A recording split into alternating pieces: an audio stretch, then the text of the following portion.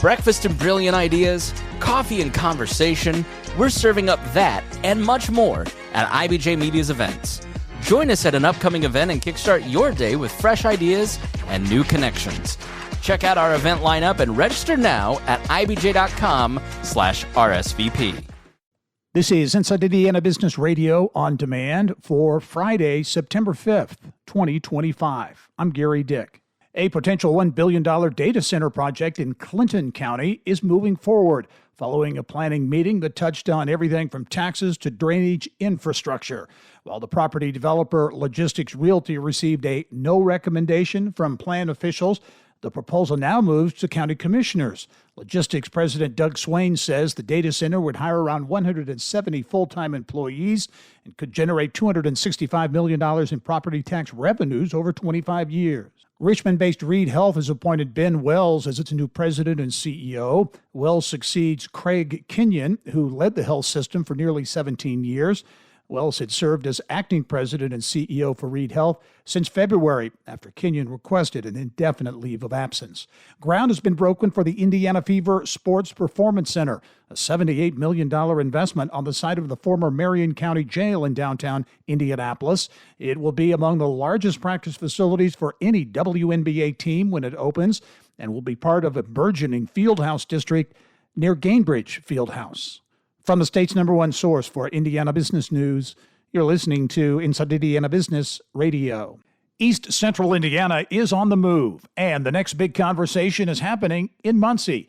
Join us for Innovate East Central Indiana at Ball State University, September 17th. A powerful afternoon of ideas, innovation, and insight, part of the Innovate Indiana series, presented by Indiana University and Old National Bank. We're talking talent, technology, and transformation. And what's next for the region? RSVP now at ibj.com/innovate.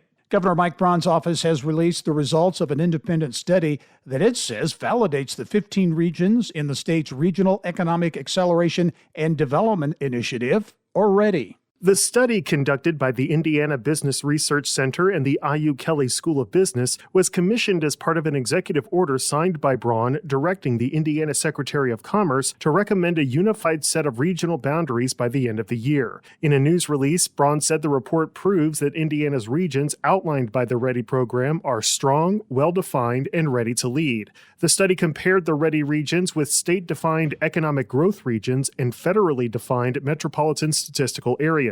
According to the study, the regions, which were formed voluntarily through READY 1.0, align with real labor markets, demonstrate nearly the same commuting tightness as state-drawn regions at a lower implementation cost, and have proven their effectiveness through the READY program. The regions have already incurred the cost of building informal governance institutions, the study found, and access to state funding incentivized communities to resolve how to work together. The study recommends adopting the 15 READY regions as the state's official planning regions. Indiana Secretary of Commerce David Adams said adopting the READY framework will ensure clarity and accountability in the state's economic and workforce development efforts moving forward.